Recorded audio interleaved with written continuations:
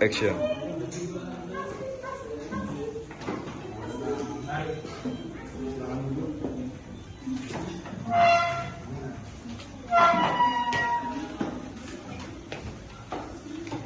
Kami menghargai pihak Apple untuk memperluas pasarnya di Indonesia.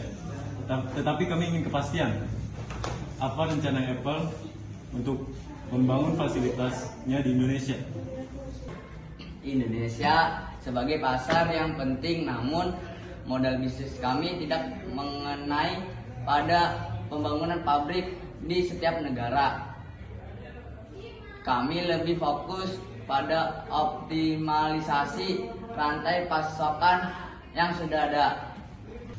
Tapi itu masalah Pak Habib. Pihak Indonesia tidak ingin menjadikan Indonesia hanya sebuah pasar-pasar untuk produk impor, tapi Indonesia juga ingin berkontribusi nyata dalam penyelenggaraan pabrik-pabrik untuk membuat produksi di sini. Kami sangat menghargai pendapat Anda, tetapi investasi ini itu termasuk dalam jangka skala besar, jadi itu kami perlu merevisi lagi.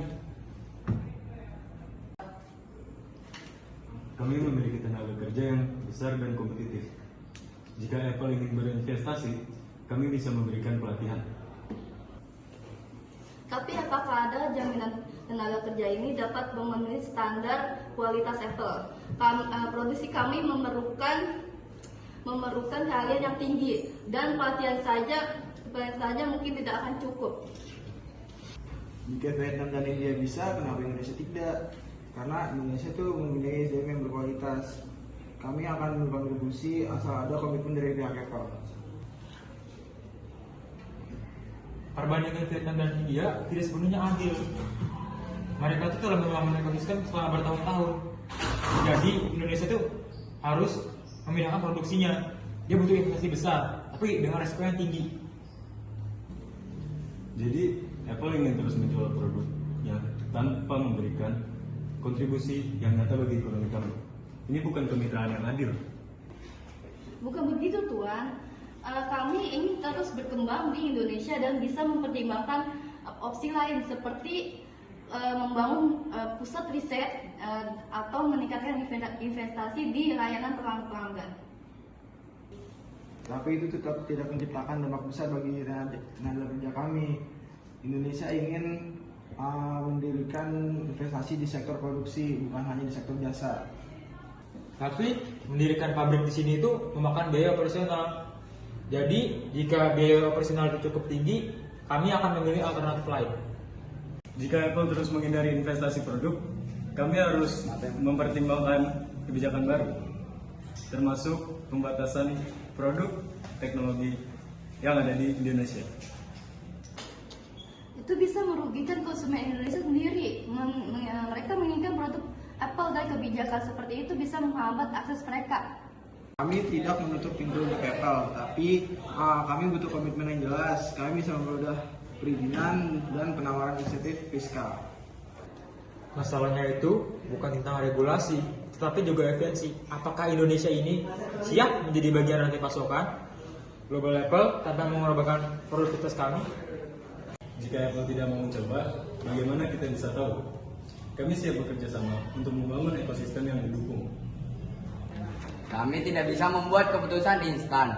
Kami akan berdiskusi dengan manajemen pusat. Kami berharap keputusan Apple berpihak kepada kerjasama yang adil dan bukan hanya kepentingan sepihak.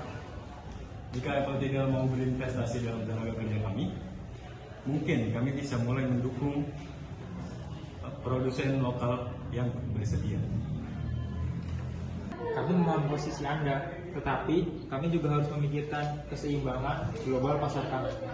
Kami akan membawa diskusi ini ke level yang lebih tinggi, tapi saya harap bisa menemukan solusi tanpa harus ada pembatasan pasar atau tekanan yang berlebihan. Baik, terima kasih untuk waktunya. Ya, sama-sama. Senang habis ketemu. Udah.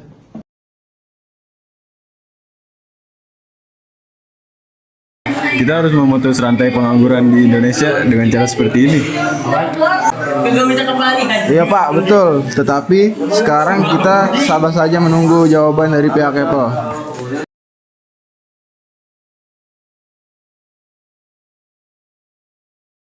Setelah mendiskusikan ini dengan manajemen pusat, kami siap mengajukan solusi yang bisa menguntungkan kedua belah pihak. Kami mendengar apa usulan dari pihak Apple. Jadi usulan dari Apple, kami itu masih belum bisa membangun fasilitas yang manufaktur di Indonesia dalam waktu depan. Namun kami bersedia mendirikan sebuah pusat perakitan dan fasilitas pengujian produk di sini. Itu adalah langkah awal yang baik, tapi bagaimana yang bijak?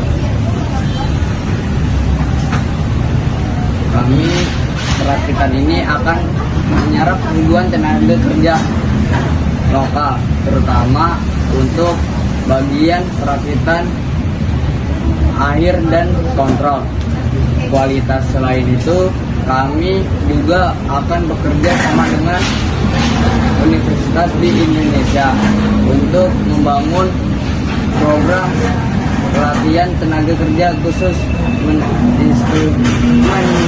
industri teknologi.